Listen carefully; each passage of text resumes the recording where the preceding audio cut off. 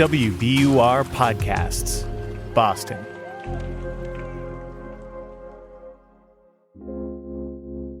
I'm Daryl C. Murphy, and you're listening to The Common. This month marks 1 year in office for Boston Mayor Michelle Wu. She is in the early part of year 2 of her historic term, and she's the first woman, the first Asian American, and the first person of color to be elected to the office at a time when the city is undergoing some serious changes while also rebounding from pandemic shutdowns. So, of course, the mayor is very busy, but she takes a little time every month to check in with WBUR's Radio Boston for the series Mondays with the Mayor. So we thought it'd be a good idea to reach out to Radio Boston host Tiziana for a look back at Mayor Wu's historic first year in office and to get an idea of what to watch out for in year 2. Tiziana, thank you so much for being here. It is really awesome to have you. I want to get right into it. I want to talk about Mayor Wu's first year, and I want to do that by looking through a few major issues in the city, starting with mass and CAS. The mayor says there has been some progress with less unhoused people being in the area. I believe it's by about a third less. Do you think this is a first step in a major shift for mass and CAS? Or is there a good chance it'll just go back to what it was before? So it's a really interesting question, Daryl, because I think it is, and Mayor Wu and I talked about this recently, and in my words, not hers, I think she also argued that it's a bit of a both and. So if you think about inflows, right? So the mayor and the city will argue that they were successfully able to move well over 100 people into more stable housing, into options for longer-term support, that the tents that they worked with the city to remove in January of last year, the majority of the people who were in those tents have not come back because they've now received services. The city would make a series of claims like that. But what the mayor said to me last time we talked about this on Radio Boston, she talked about the fact that every time you help someone, there's someone else who has a need. And part of the tension around the area around Melnia Cass Boulevard and Massachusetts Avenue has been whether the people who are seeking support there and experiencing this intersection of addiction and homelessness and mental illness are from Boston. So if you start to succeed, which is, again, what the city argues they have done, the argument is it's almost a bit of if you build it, it will come. Sounds like because things are working, more people are coming to the area, which might create problems or create new problems that need to be solved. Yeah, and in fact, when the mayor was on Radio Boston talking about that, she called out the state. A few days before she was on her show, she said to the state, I need you to build a lot more beds at the state level. We need more beds distributed outside of Boston if we're going to solve this problem. That then actually led to a pretty interesting back and forth.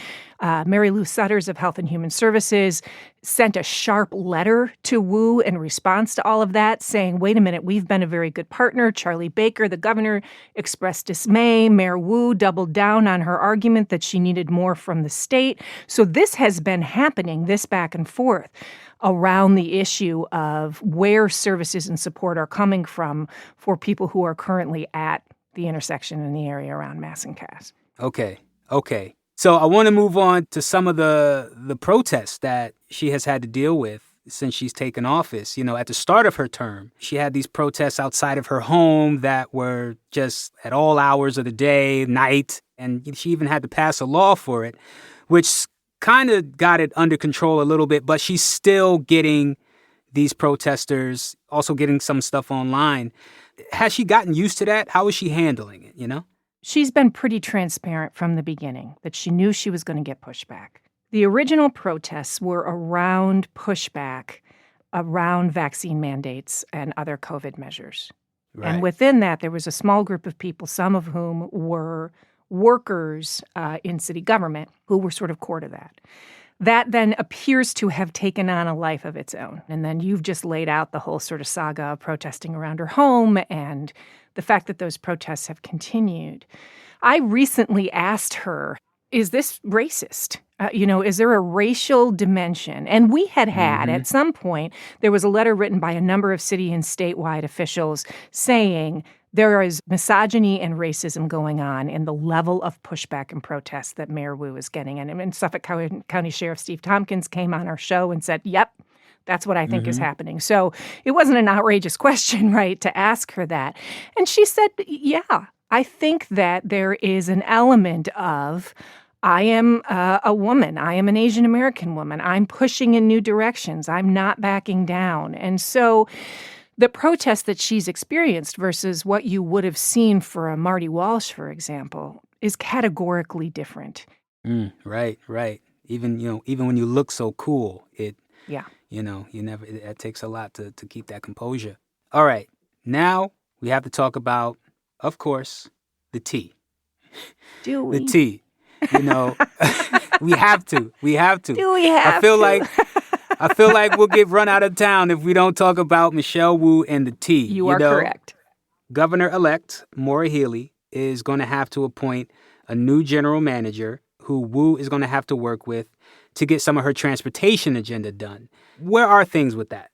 It's a great question. So a couple of things there. One, Michelle Wu was out early about a free tea. In fact, before she declared, she was pushing for a free tea. So she had the early stake in the ground. When Kim Janey becomes acting mayor of Boston, she then launches a pilot on a couple of bus lines to be free. Since Michelle Wu has been mayor, she has taken 3 bus lines, extended that pilot, and made them free for multiple years. So there's a start there. In the meantime, she has also taken the opportunities both from COVID, when there were things like, on-street restaurant dining and that kind of thing, and the changes in bus lanes, bike lanes, et cetera, that were necessitated by the Orange Line shutdown that the T did. That was a big move, too. It was. In late summer and early fall, she's keeping some of that in place. So once again, using it as a stalking horse to get some changes. So all of that is there. I will tell you,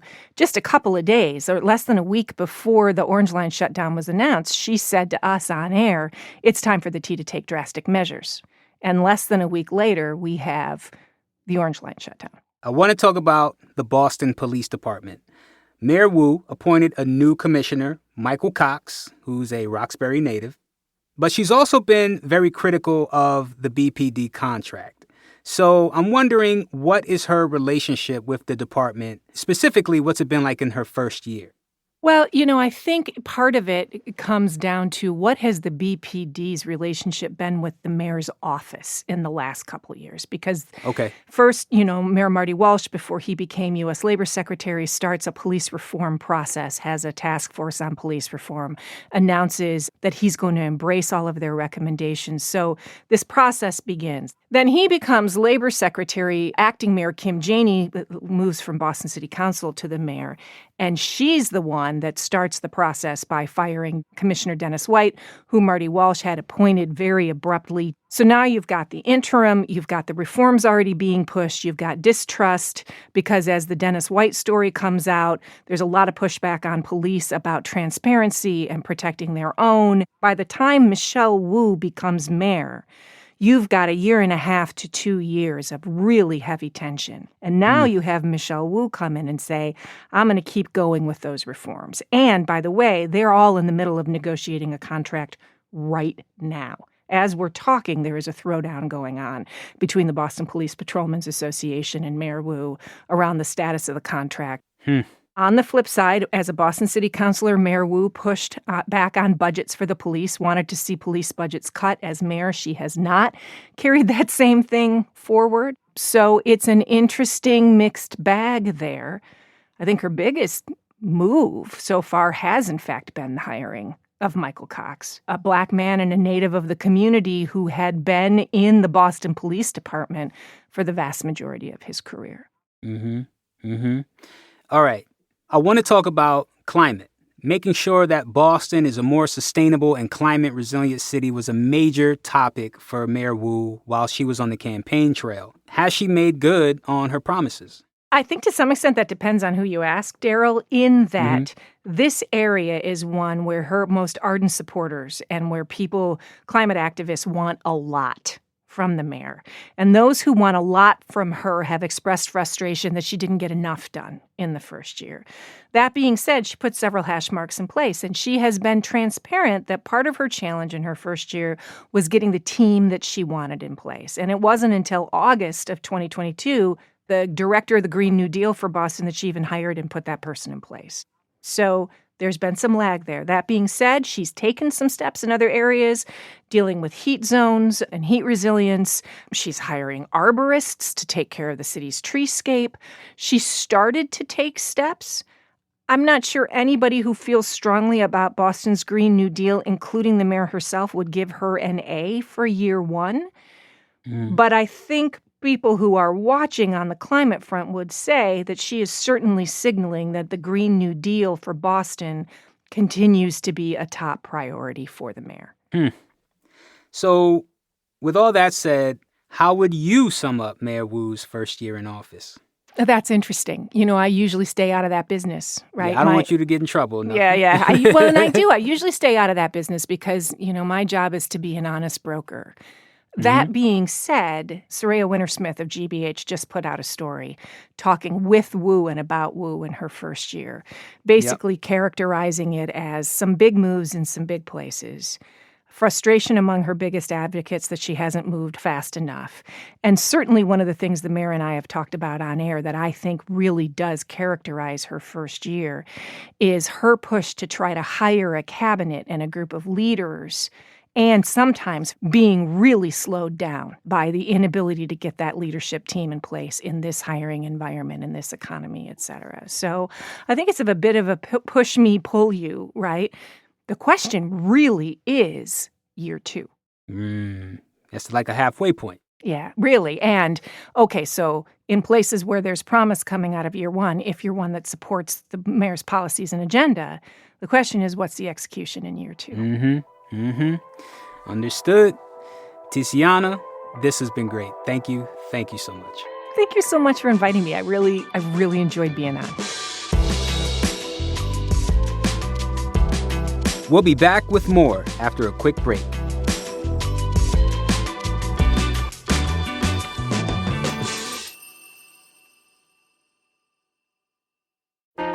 Politics has never been stranger or more online, which is why the politics team at Wired is making a new show, Wired Politics Lab. It's all about how to navigate the endless stream of news and information and what to look out for. Each week on the show, we'll dig into far-right platforms, AI chatbots, influencer campaigns, and so much more. Wired Politics Lab launches Thursday, April 11th. Follow the show wherever you get your podcasts.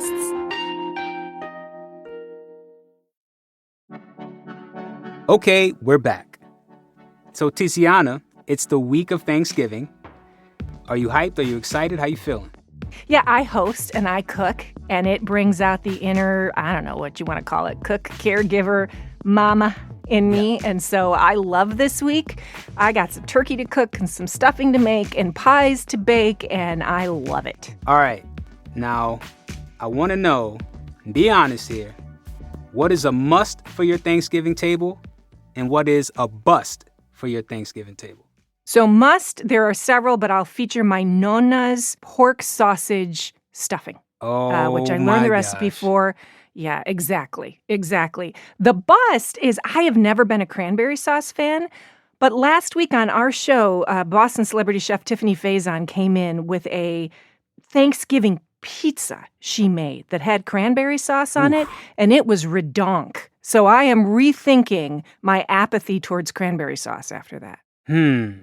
This might be someone's bust or whatever, but I like cranberry sauce out the can. I can guarantee I prefer the ocean what spray Tiffany cranberry Faison sauce. brought in was not out the can. Give me that manufactured cranberry log. It is all yours. That's Radio Boston host Tiziana Deering. And that's our show for today. I'm Daryl C. Murphy. I'll talk to you tomorrow.